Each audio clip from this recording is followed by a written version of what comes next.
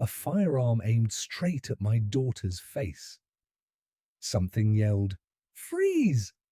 and I felt chilly all over. The bearer of the weapon is neither a criminal nor a robber. It was a neighborhood security guard from our HOA. Why?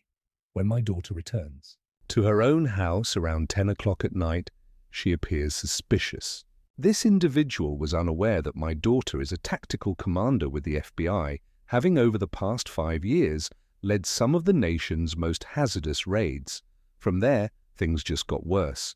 From where are you currently watching, as I share the tale of how a haughty HOA security guard ruined his own life by messing with the wrong family?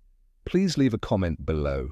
I'm Michael Johnson, a 58-year-old former diplomat who has spent 30 years negotiating the intricate political systems of other nations. Before I relocated to Lakeside Pines, a gated community in Connecticut that promised luxurious living, quiet, and security, I felt like I had seen it all. The dictatorship posing as a homeowners organization was not promoted in the beautiful brochure. When living overseas for years, I wanted to move somewhere serene and lovely. When my wife passed away 5 years ago, with its immaculate lawns, glittering lake, and strict security, Lakeside Pines appeared ideal. I had no idea that strict security would turn into a nightmare for my family. In contrast to her diplomatic father, my 26-year-old daughter Amy has chosen a more hands-on job path.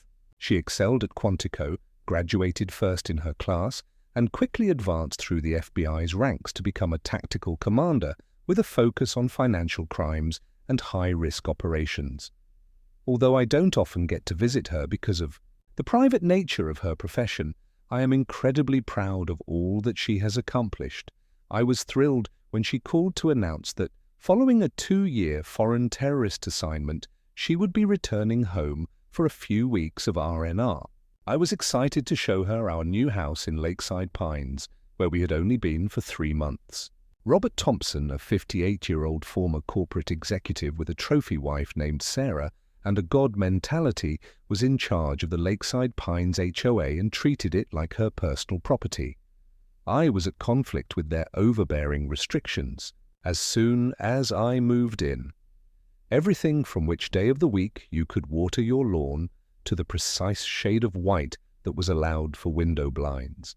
Curtis Wilson, a 42-year-old ex-policeman who had been fired for using excessive force, was the one who actually enforced these small-time dictatorships. He now led our HOA security team, and he and his 4 equally awful guards patrolled our streets like a warlord. On a Friday evening in July, the incident took place. Due to a delayed flight, Amy reached Lakeside Pines at approximately 1000 p.m. I gave her a key in the gate code, but I neglected to notify security of her arrival, a straightforward mistake that might have been readily fixed. Outside, I heard heated voices while I waited in the living room. I froze at what I saw when I opened the front door. Jason, his partner, was standing close by with his hand on his holster, and Curtis Wilson had his revolver pulled and aimed straight at my daughter's face. Curtis was screaming at Amy, who was completely composed despite having a firearm pointed at her. "I don't care what ID you're showing me. You don't have resident clearance," he said. The porch light cast sharp shadows over the scene, and I could see the neighbors' curtains twitching as they looked out at the chaos. "Get on the ground now, or I will consider you a threat." Amy remained motionless, her hands out in front of her, her face composed in a manner that could only be learnt from years of real-life peril. She had recognized right away that Curtis was carrying a Glock 19 and that, as a private security guard, he most likely lacked the necessary license to carry one. "What on earth are you doing, Curtis?" I yelled, and hurried ahead. "My daughter is that." Amy quietly changed her position to prevent me from putting myself in the line of fire as I took a step between them. Curtis's face flushed with the rush of strength, and he took a moment to drop his weapon. Your daughter ought to have gone through security check-in. After what felt like an age, he lowered the rifle and sneered. Mr. Johnson, there are procedures in place. Not even FBI agents are exempt, if there is any truth to that notion. Amy said nothing, examining Curtis with the intent focus of someone learning every nuance for later. She spoke in a measured, exact voice, only after the rifle had been fully lowered. I think you ought to know, Mr. Wilson, that it is a felony to point a gun at a federal officer without a warrant. Furthermore, I don't think you are legally authorized to carry such firearm in this state while working as a security guard. Curtis lost the color in his face, but his haughtiness soon returned. It's private property. He answered, with much less conviction, that other rules apply here. I'll be informing Mr. Thompson about this occurrence. The HOA board will be contacted. I heard Jason whispering urgently to Curtis as they left, obviously worried about what had just happened, my hands quivering from rage and lingering terror. I ushered Amy inside and shut the door. I really apologize for it, my love. Even though this area is extremely secure, that was totally wrong. Amy quietly placed her luggage down and embraced me. Don't worry, Dad, I had to deal with worse. But I believe that in order to deal with these guys, we need a long-term plan. That man poses a threat. He is armed and insecure, not because he is skillful. It's never a good combo. Amy asked incisive questions about the HOA, their procedures, and specifically about Curtis Wilson as we sat in the kitchen that evening, catching up over cups of tea that went cold as we conversed. Her critical thinking was already in action, making connections I hadn't yet seen. Sometimes the most intriguing instances aren't the major bank heists or terrorist plans, she said thoughtfully. Sometimes the people that require the greatest attention are the small-town tyrants who abuse their little kingdoms. I was glad to have my capable daughter home, so I chuckled at that, but I had no idea how foretelling her remarks would turn out to be. The anticipated knock on our door arrived the following morning. Robert Thompson was wearing khakis and a polo shirt with the Lakeside Pines emblem emblazoned on it. He had precisely coiffed grey hair and a rehearsed look of worry that belied his obvious contempt. Sarah, his wife, was standing behind him, dressed more for a country club lunch than a local altercation. Robert's manicured palm clutched a professional. Letter of warning, he said. Mr. Johnson, without waiting for an invitation to enter. His voice had the manufactured warmth of someone who had attended too many executive communication classes. We need to discuss last night's unfortunate incident. I repeated, unfortunate incident, feeling my diplomatic training and fighting the want to tell him where he could put that letter. For the offense of returning home after dark, your security guard brandished a loaded firearm in my daughter's face. Nothing about it is unfortunate. It was risky and against the law. Robert's eyes tightened, but his smile remained unwavering. All our security staff was doing was following the rules. Did you register your guest correctly? I interrupted him. I didn't do that very much during my diplomatic career. I am not hosting my daughter. My family is paying her a visit to her house. And drawing a weapon on an unarmed individual who is presenting identification is not justified by protocol. Amy showed up next to me, casually dressed, but with a constant sense of vigilance. After resting a soothing touch on my arm, she turned to face Robert. I recognize the necessity of security procedures, Mr. Thompson. I would like to know, though, if all of your security guards have the appropriate licenses to carry weapons in this state. Last night I saw some strange things that worried me. Although she spoke in a formal, almost polite tone, I could see she was using a subtle questioning approach. After a few moments, Robert's smile returned. Miss Johnson, every member of our staff is held to the highest standards. We can now move on from this issue if you will accept this official warning. Neither of us moved, to accept the envelope he held out. "I don't think we will be accepting that," Amy stated in a nice way. Robert and Sarah stood astonished on our porch as she softly but firmly closed the door, saying, "But I appreciate you stopping by." I saw them withdraw down the walkway through the window. Sarah appeared to be preparing this encounter for maximum gossip value in the neighborhood based on her passionate movements. With a gleam of resolve in her eyes, Amy grinned and said, "That was satisfying, I admit, but probably not strategic." "Oh, I'm not sure. Sometimes before you can start negotiating, you need to set clear boundaries. And don't get me wrong, Dad, whether they like it or not, we are now in discussions." 3 doors down the street, we met Linda Peterson, a 65-year-old retired schoolteacher, later that day. Belatedly, she said, because she had been visiting her grandchildren, she brought over a welcoming pie. During the discussion, it became evident that Linda was a representative of a group of people who were not vocal in Lakeside Pines. Residents who disapproved of the Thompson administration but lacked the guts or power to oppose it. As we sat on the terrace, she told that Robert and Sarah had been running this establishment like their personal thief for 5 years. Anyone who challenges them is either barred from community gatherings or buried in violation notifications.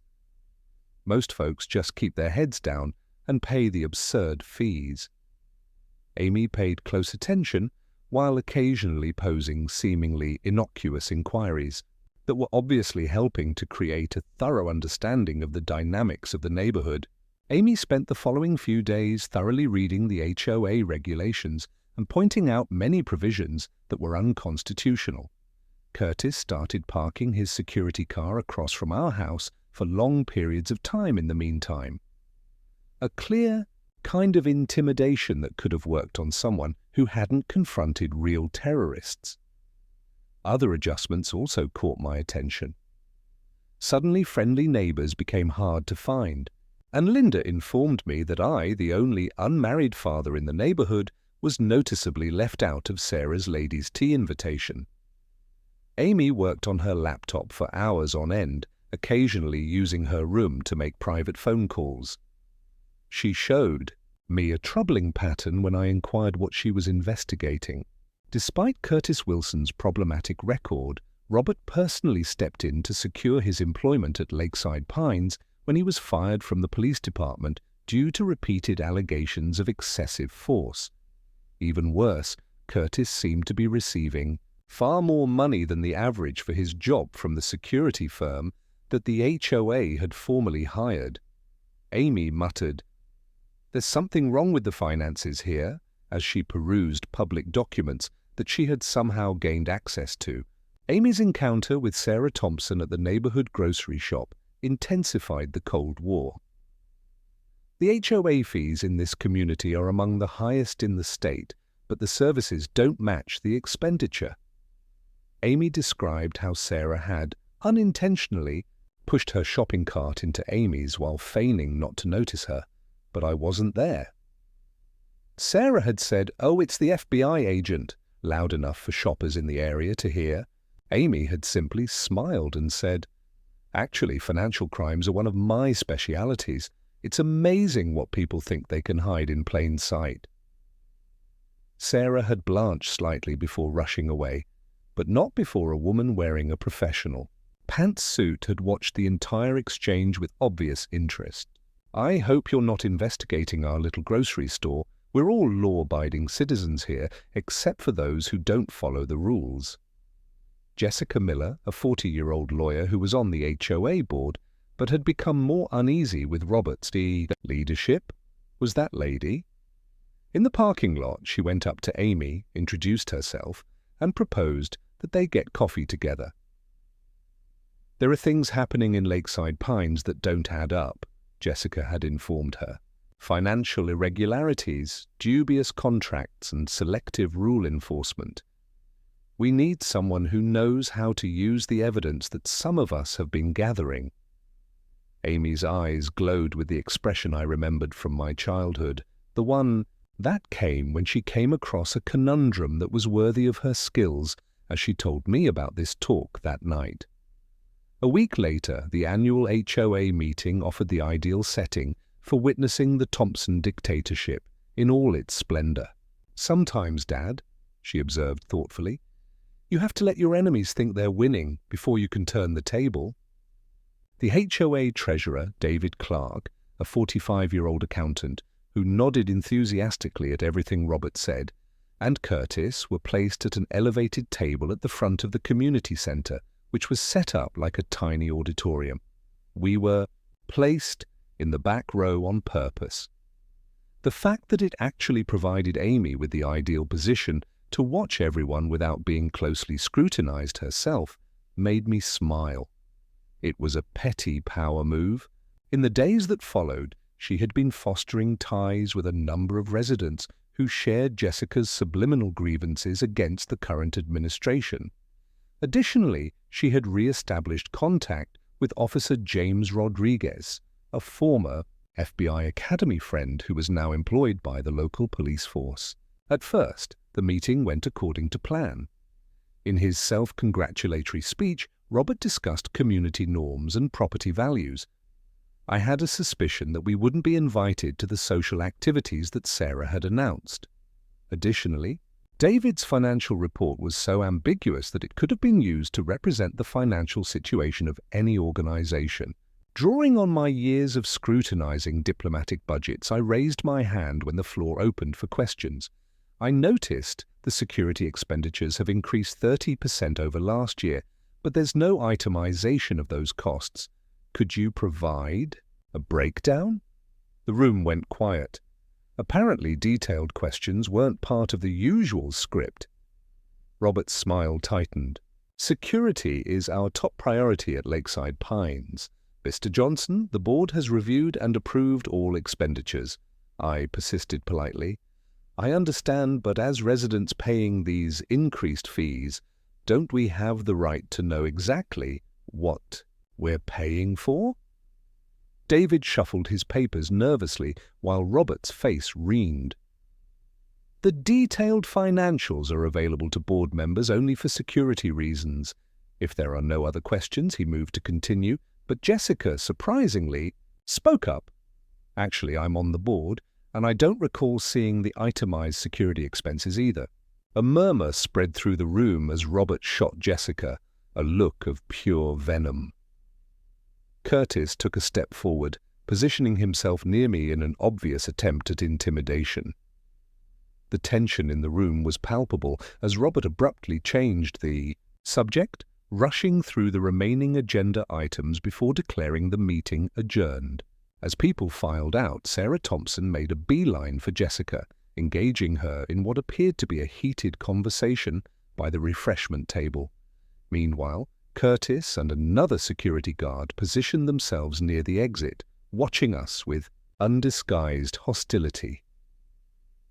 "Let them make the next move," Amy whispered, as we walked to our car.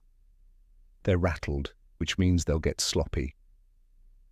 Sure enough, as we attempted to leave the parking lot, a security vehicle suddenly blocked our path. Curtis approached my window, his expression smug. "Sir, your car is in violation of the HOA parking regulations. The angle exceeds the permitted 15° from the curb." It was such a blatant harassment tactic that I nearly laughed, but Amy placed a warning hand on my arm. "Officer Wilson," she said calmly from the passenger seat, "I believe you're mistaken, but more importantly, you're impeding the exit of a vehicle, which is a traffic violation." She pulled out her phone and dialed a number, her eyes never leaving Curtis's face. "Officer Rodriguez." "Yes, it's Amy Johnson. I'm at the Lakeside Pines Community Center, and we're having an issue with security personnel blocking our vehicle and making false claims about violations. Could you send someone over?" The transformation in Curtis's demeanor was instantaneous. His face palled as he realized that Amy wasn't bluffing about her connections. "There seems to have been a misunderstanding," he muttered, signaling his colleague to move the security vehicle. As we drove away, I glanced in the rearview mirror to see Robert and Sarah watching from the community center steps, their expressions a mixture of anger and, for the first time, uncertainty. "That won't endear us to the neighbors," I commented as we turned onto our street. Amy's response was thoughtful. "We don't need to be loved, Dad. We just need to be respected. And sometimes respect only comes after you've shown your strength." Back at home, Amy revealed more of what she'd discovered. Curtis isn't just a bad ex-cop with an attitude problem. He's a symptom of a larger issue. I've been looking into the HOA finances with Jessica's help, and there are serious irregularities. For one thing, the security company supposedly employing Curtis and his team is registered to Robert's brother-in-law, charging premium rates for substandard service. She pulled out a folder containing financial reports spanning 5 years, and that's just the beginning. According to these records, there's over $300,000 that can't be accounted for. Money that's supposedly been spent on infrastructure improvements that no one can actually point to. I leafed through the documents, my diplomatic experience making the patterns clear. "This looks like a classic embezzlement scheme," I said, impressed, despite the seriousness of the situation. "But why risk it for relatively small amounts? Robert doesn't seem hurting for money." Amy smiled grimly. "It's rarely about need, Dad. It's about entitlement. People like Robert and Sarah believe the rules don't apply to them. The money is almost secondary to the power trip." She tapped another document, this one showing property records. "Did you know Robert owns 3 investment properties in this community through shell companies? Properties that mysteriously never receive violation notices despite clear infractions." As we discussed potential approaches, Amy's phone buzzed with a text from Jessica. "Board emergency meeting called for tomorrow. R is pushing new bylaw. Amendments need to talk." Amy showed me the message, her expression turning resolute. "They are accelerating their timeline, which means we need to accelerate ours. I think it's time to bring in some professional help." She made a call, speaking In the clipped, efficient language I recognized from her work communications. "Marcus, it's Amy. I need a consult on a financial analysis. Civilian matter, but time-sensitive. Can you come to Connecticut tomorrow?" "Perfect. I'll send the address." When she hung up, she explained that Special Agent Marcus Reed was one of the FBI's top financial crime specialists. "He's between cases and owes me a favor. With his help, we can verify what I'm seeing in these records and build a solid case." I raised an eyebrow. "A case? Amy, this is a neighborhood dispute, not a federal investigation." Her expression was serious as she replied, "Dad, when people in positions of power abuse that power and potentially commit financial crimes in the process, it's exactly the kind of case that needs proper investigation. And besides," she added with a small smile, "nobody points a gun at me and gets away with it." The Thompsons' response was swift and predictable. The next morning, we received 5 separate HOA violation notices, each more ridiculous than these last. Our trash can was allegedly too out of position. The shade of our porch light was excessively warm-toned. The American flag I'd hung was improperly illuminated after sunset. The petty harassment continued throughout the week. Curtis or one of his men would park outside our house for hours, taking photos of alleged infractions. When I attempted to use the community pool, I was informed that my membership privileges had been temporarily suspended pending review of outstanding violations. Several neighbors who had been friendly now crossed the street to avoid interactions, clearly having been warned against associating with the Johnson family. Through it all, Amy remained remarkably composed, even amused. "Classic intimidation tactics," she observed as we collected the day's mail, including 2 more violation notices. "They're trying to make us uncomfortable enough to either capitulate or move. Unfortunately for them, they've picked the wrong targets. Indeed, Rather than feeling intimidated, I found myself growing more determined with each petty attack. During my diplomatic career, I'd faced down actual dictators and negotiated during active hostilities. Robert Thompson's suburban tyranny was amateur hour by comparison. Amy's colleague, Marcus Reed, arrived as promised, a no-nonsense 40-year-old, with an accountant's attention to detail and an investigator's instinct. He spent 2 days reviewing the financial documents Jessica had provided, occasionally whistling softly at particularly egregious discrepancies. "If these records are accurate," he told us while working at our dining room table, "you're looking at multiple violations of financial regulations. The security contract alone is textbook self-dealing, and the pattern of infrastructure improvements with no corresponding work being done strongly suggests embezzlement." Meanwhile, Amy had installed security cameras around our property, not the obvious kind that would give Robert grounds for another violation notice, but sophisticated, nearly invisible devices that recorded continuously. "Just documenting everything," she explained when I raised an eyebrow at the equipment. "Building a case requires evidence."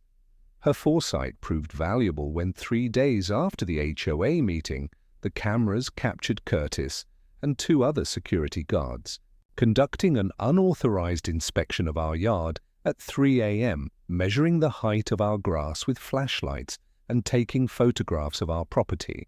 The situation escalated when Linda Peterson came to our door in tears. Sarah Thompson had cornered her at the community center, threatening to have her grandchildren banned from visiting if she continued her friendship with us. "I'm so sorry," Linda kept saying. "But my grandkids are all I have since my husband passed. I can't risk losing their visits."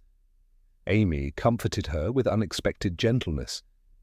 "You have nothing to apologize for, Linda. People like the Thompsons prey on these kinds of connections, but I promise you this, they won't be in power much longer." That evening, we observed unusual activity at the Thompson residence. David Clark arrived after dark, carrying file folders, followed 30 minutes later by Curtis. Their meeting lasted over 2 hours, with all 3 men visible through the window, gesturing animatedly. "They're panicking," Amy observed, as we watched from our darkened living room. "Jessica's questions at the meeting spooked them, and they're trying to cover their tracks." She picked up her phone and sent several texts, then turned to me with a determined expression. "Time to move to the next phase." The following morning brought the confrontation Curtis had clearly been building toward. He arrived at our door with 2 security guards, all 3 wearing expressions of grim satisfaction. "Mandatory security inspection," he announced, attempting to push past me into the house. I blocked the doorway, feeling a surge of anger I rarely allowed myself to express. "You have no authority to enter my home without permission or a warrant," I stated firmly. Curtis smirked, holding up a piece of paper. HOA Bylaws, Section 12, Paragraph 3. Security personnel may conduct inspections of any property upon reasonable suspicion of bylaw violations. We've documented 27 violations in the past week alone. Amy appeared beside me, her phone visibly recording the encounter. "That bylaw clause directly contradicts state law regarding private property rights," she informed him calmly. "And speaking of documentation, would you like to explain why you were in our yard at 3 a.m. 2 nights ago?" Curtis's expression faltered momentarily before hardening into undisguised hostility. "You're interfering with HOA security operations. There will be consequences." As they retreated, I noticed one of the guards glancing back nervously, clearly uncomfortable with the escalating situation. That night, our security cameras captured Curtis and the same nervous guard returning after midnight. This time, their actions went beyond harassment. They deliberately damaged our garden, uprooting plants and spray painting an obscene message on our fence. When I saw the footage the next morning, I was livid, ready to confront them directly. But Amy placed a restraining hand on my arm. "This is exactly what we need," she said, her voice calm, but her eyes sparkling with determination. They're getting desperate, making mistakes. Each one strengthens our position. She made a phone call, speaking in the clipped professional tone I recognized from her work. "It's time," she said simply. "We need support for the next phase." When she hung up, she turned to me with a confident smile. "Dad, remember how you always taught me that in diplomacy, timing is everything? Well, I think it's time to show these neighborhood tyrants what happens when they mistake patience for weakness." The weekend brought an unexpected sight. A group of neighbors gathered on our lawn, tools in hand, ready to help repair the damage to our garden. Jessica Miller had organized the effort, bringing together residents who had suffered similar harassment but had previously been too intimidated to speak out. While they worked, stories poured out. Selective enforcement of rules, questionable fines, social ostracism orchestrated by Sarah for those who questioned Robert's decisions. With each shared experience, the group's collective resolve strengthened. What had begun as a simple garden restoration project was transforming into something more powerful, a community finding its voice. Among the volunteers was Marcus Reed, who introduced himself simply as Amy's colleague without mentioning his FBI credentials. His presence proved fortunate when Curtis drove by slowly, clearly documenting who was associating with us. "Is that the security guard you mentioned?" Marcus asked quietly, his trained eye taking in Curtis's aggressive posture and the bulge under his jacket that suggested he was armed. When Amy nodded, Marcus excused himself to make a phone call.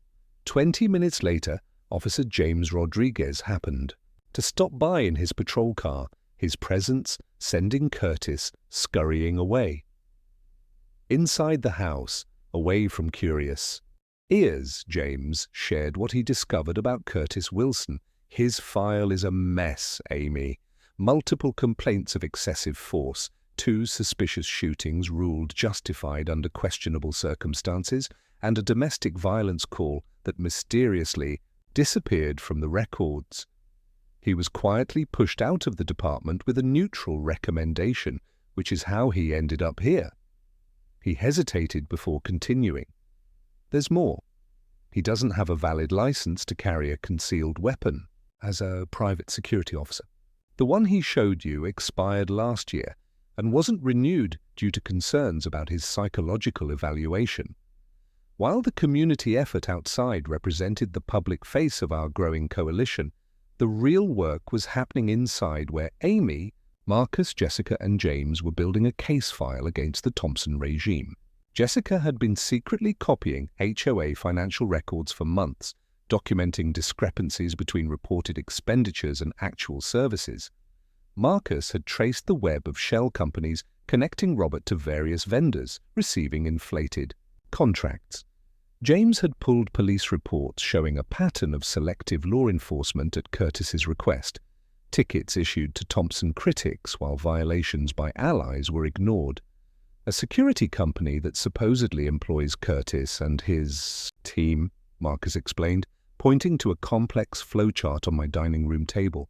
"It's registered to Sarah's brother, operates out of a virtual office, and has no other clients besides Lakeside Pines. They've received over $150,000 annually for the past 3 years, but their tax filings show they only pay out about $60,000 in total wages. The rest simply disappears into offshore accounts." Jessica nodded grimly. "And that's just one example. The landscaping contract, the road maintenance, the community center renovations, they all follow the same pattern. Companies with connections to Robert receive inflated contracts, perform minimal work, and the excess funds vanish."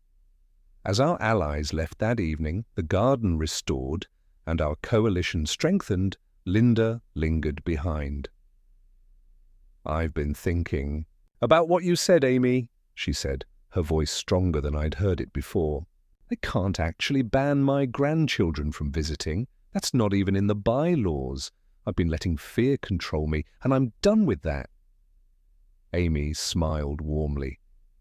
That's exactly right, Linda. Their power exists only because people believe in it. Once that belief starts cracking, she left the thought unfinished. But we all understood the implication. The Thompson regime was built on intimidation and the perception of authority rather than legitimate power, and perceptions could be changed. The next day brought an unexpected development. Robert and Sarah Thompson themselves appeared at our door, their expressions fixed in unconvincing smiles. "Michael, we feel this situation has gotten out of hand," Robert began, his tone artificially conciliatory. "We'd like to propose a resolution." He held out a document titled Mutual Non-Disclosure and Non-Litigation Agreement. Sarah nodded enthusiastically. "We're all neighbours, after all. There's no need for unpleasantness to continue." I invited them in with diplomatic courtesy, noting how Sarah's eyes darted around our living room, clearly looking for evidence of something she could report as a violation. Amy read through the document with a lawyer's precision, occasionally raising an eyebrow at particularly audacious clauses. "This is interesting," she said finally. "Essentially, you're offering to stop issuing violation notices if we agree never to question HOA financial decisions or bring any legal claims against the association or its officers."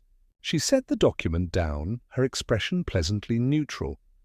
"May I ask what prompted this sudden desire for reconciliation?" Robert shifted uncomfortably. "As Sarah said, we're all neighbours. The community functions best when everyone works together, harmoniously." "Harmoniously under your control, you mean?" I clarified, earning a warning glance from Amy, who was clearly playing a longer game. Sarah's artificial smile hardened. "We've been very patient with your adjustment period, Mr. Johnson. Not everyone is cut out for community living. Perhaps if you find our standards too restrictive," Amy interrupted smoothly.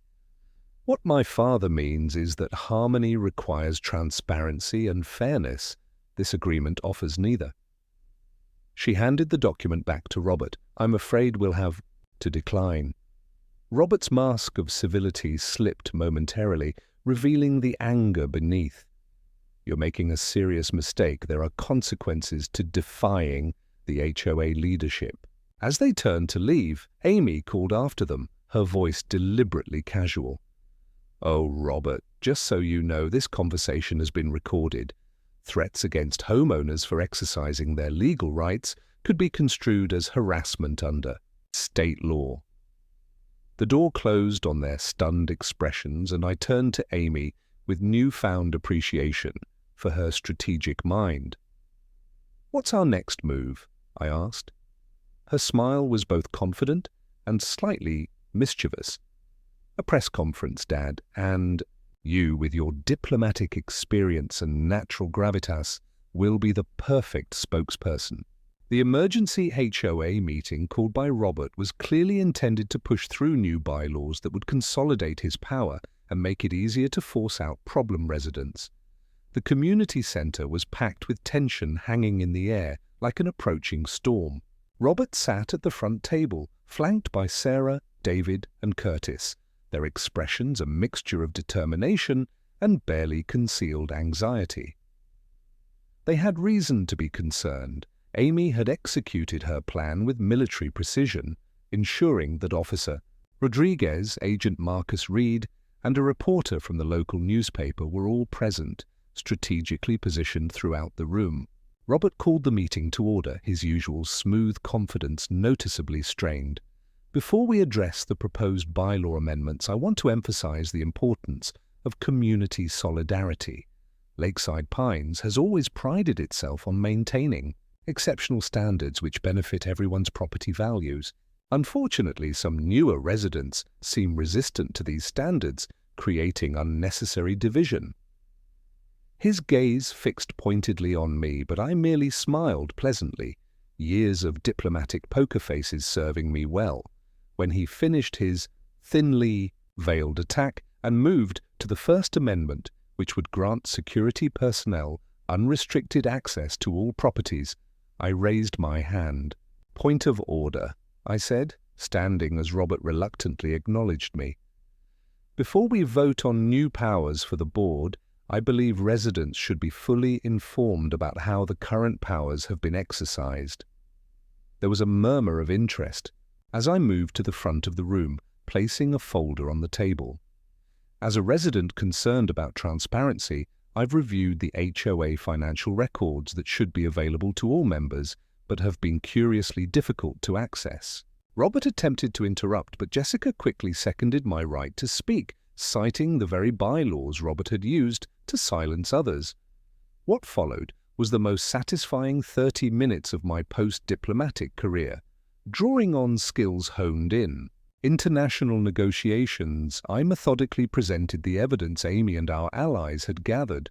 The security company that receives $150,000 of our HOA fees annually is owned by Sarah Thompson's brother and employs guards without proper licensing, including Mr. Wilson, who has been documented threatening residents with an illegally carried firearm. Curtis shifted uncomfortably as all eyes turned to him. I continued. The landscaping contract was awarded to a company registered to Robert's former college roommate at 60% above market rate, with minimal actual services provided.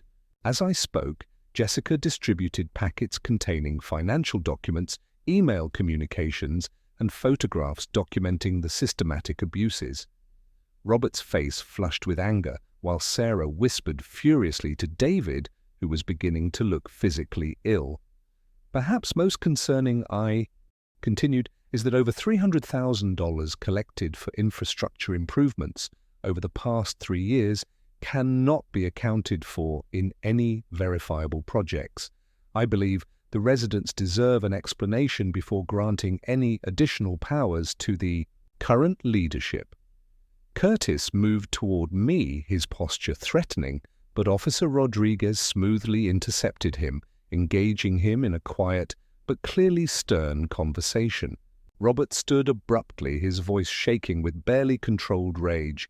"These accusations are completely baseless and potentially libelous.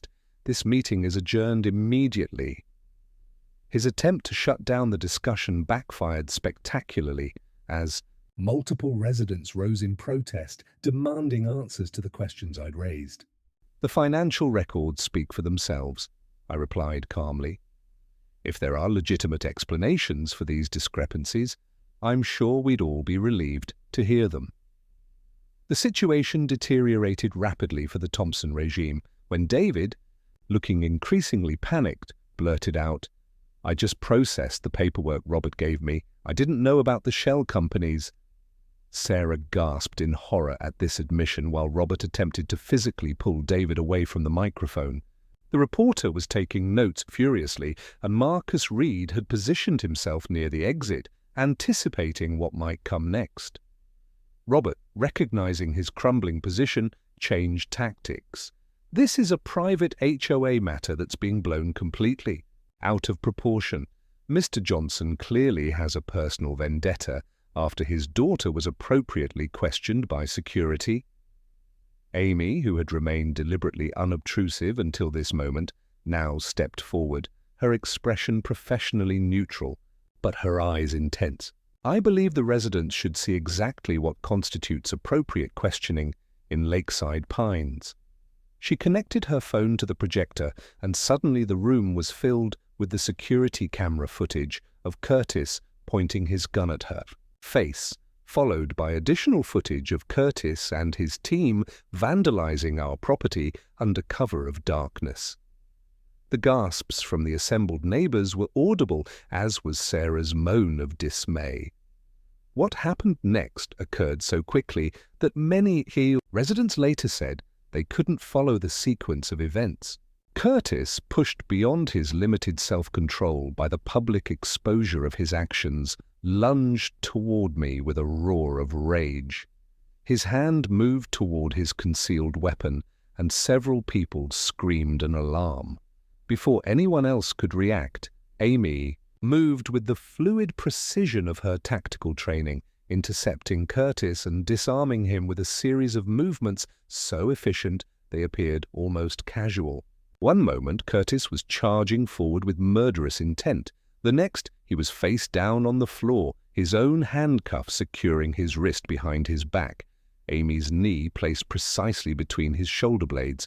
Officer Rodriguez immediately took control of the subdued Curtis, officially arresting him for assault, illegal possession of a concealed weapon, and making criminal threats. As Curtis was led away, still shouting obscenities, Robert made a desperate dash for the exit, only to find Marcus Reed waiting with identification in hand. Robert Thompson. I'm Special Agent Marcus Reed with the FBI. I'd like to ask you some questions regarding the financial discrepancies in the Lakeside Pines Homeowners Association accounts, particularly the offshore transfers from allegedly legitimate vendor payments. As Robert was escorted out for questioning, the gathered residents sat in stunned silence for several moments before erupting into chaotic discussion. Jessica quickly took control of the meeting, her legal training serving her well as she calmed the crowd and established an interim leadership committee to manage HOA affairs until proper elections could be held.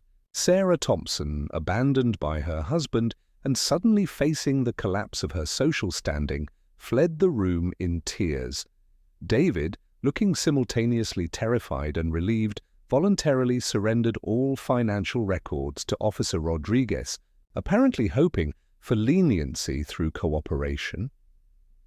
When the dust settled and the community center gradually emptied, Amy and I walked home in the warm evening air, a strange sense of peace settling between us. Was all this really necessary? I asked her, genuinely curious about her approach. Couldn't we have just reported Curtis for brandishing a weapon that first night and been done with it? Amy considered the question thoughtfully before answering. We could have, but that would have addressed only a symptom, not the disease. What was happening in Lakeside Pines wasn't just about one bad security guard. It was about systemic abuse of power that affected everyone. She smiled slightly. Besides, I'm trained to look at the bigger picture. One rogue security guard is a police matter, a coordinated scheme to defraud homeowners while using intimidation tactics to silence opposition.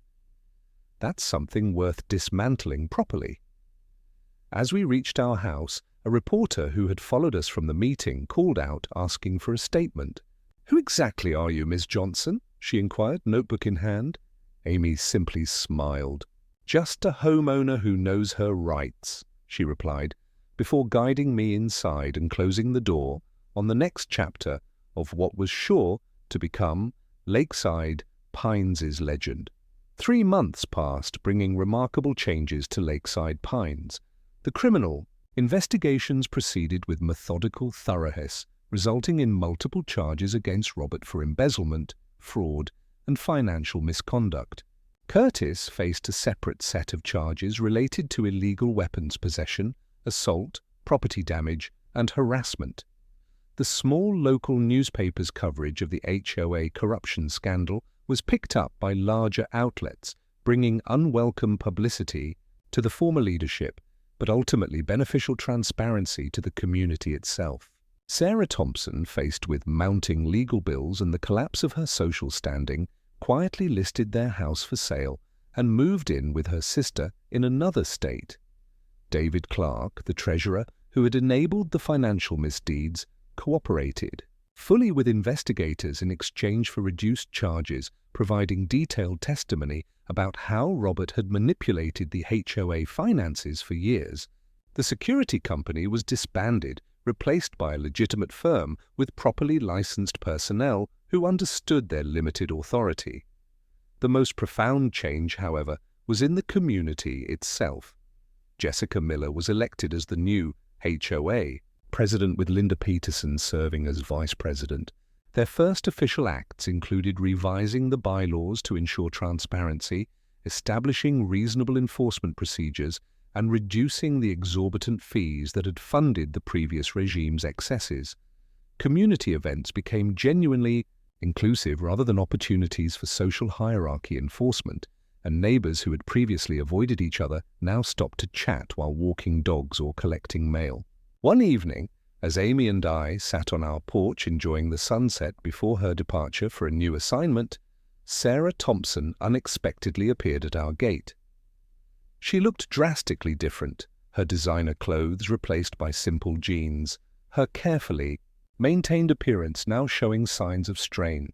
"May I speak with you?" she asked hesitantly. I glanced at Amy, who nodded slightly and invited Sarah to join us. She declined the offered chair, standing awkwardly as she struggled to find words. "I wanted to apologize before I leave permanently." She finally said, "I knew about some of what Robert was doing. Not all of it, but enough that I should have spoken up. I convinced myself it wasn't hurting anyone, that it was just the way things worked." Amy regarded her thoughtfully. "Why did you participate in it, Sarah? You must have known it was wrong." Sarah's composure cracked slightly. "You have to understand, my entire identity was wrapped up in being Mrs. Robert Thompson, the Queen Of Lakeside Pines. I was nobody before I married him, just a receptionist from a small town. The status, the respect, the envy of other women, I became addicted to it." She looked down at her unmanicured hands. "Now I'm starting over at 55 with..." Nothing but alimony and regrets. I felt a surprising twinge of sympathy for her, recognizing the universal human desire for significance that had led her down such a destructive path. After Sarah left, Amy and I decided to host an impromptu barbecue, inviting the neighbors who had stood with us and others who simply wanted to be part of the community's fresh start. As twilight descended and conversations flowed freely across my once scrutinized lawn, Jessica pulled me aside. "Your daughter is remarkable," she said, watching Amy chatting easily with a group of residents. "I've learned more about leadership from watching her these past months than in my entire career. She never sought credit or control, justice and proper order. The community will miss her." I nodded, feeling the familiar mixture of pride and wistfulness that came with having a daughter whose extraordinary capabilities meant she was often called away to where she was needed most. Later that night, after our guests had departed and the house was quiet, Amy and I sat on the porch steps with glasses of bourbon, enjoying our last evening together before her early morning flight. "I've been thinking about what you did here," I told her, the liquor loosening my typical reserve. "You could have handled Curtis personally that first night and been done with it. Instead, you orchestrated a complete community transformation." "Why?" Amy considered her glass thoughtfully before answering. "Growing up watching you work, I learned that true diplomacy isn't about avoiding conflict, it's about transforming it into something constructive. Curtis pointing a gun at me was just a symptom of a toxic system. Removing him alone would have solved nothing." She gazed out at the peaceful neighborhood where porch lights twinkled like earthbound stars. "The strategy wasn't about revenge, Dad. It was about restoration. Communities like this one should be places where people look out for each other, not fear each other." I understood then what had motivated her patient, methodical approach. It wasn't just the tactical commander in her that had responded to the threat, but the community builder, a quality I hadn't fully appreciated until now. "I've spent my career dismantling threats," she continued quietly. "But there's something uniquely satisfying about building something better in the aftermath." As dawn broke the next morning, and I prepared to drive Amy to the airport, we received a stack of thank you cards from neighbors, many of whom we'd barely known 3 months earlier. "Will you be all right here without me?" Amy asked, as we loaded her luggage into the car. "What if some other security guard decides to throw his weight around?" I laughed, feeling more at home in Lakeside Pines than I had since moving in. "I think I can manage. Your old man still has a few diplomatic tricks up his sleeve." As we drove, Away I glanced in the rearview mirror at the house that had transformed from a site of conflict to a true home, and beyond it to the community that had found its voice. "You know," Amy said, thoughtfully, as we neared the airport, "there's a philosophy I've developed over my years in tactical command. Sometimes you don't need to fire a weapon to win a battle. Sometimes understanding the game your opponent is playing and turning it to your advantage is the greatest victory of all." She smiled at me, the rising sun illuminating her profile. "And sometimes the most peaceful communities have weathered the worst storms. Since that incident, whenever an HOA in Lakeside Pines or beyond considers overstepping its authority, the story of the FBI commander's daughter and her diplomatic father is often recalled as a cautionary tale. Not all heroes wear capes. Sometimes they simply understand their rights and refuse to be intimidated. Perhaps the most important lesson: never point a gun at someone when you don't know who they are, especially if that person happens to be an FBI tactical commander with a gift for strategic thinking and a deep commitment to justice."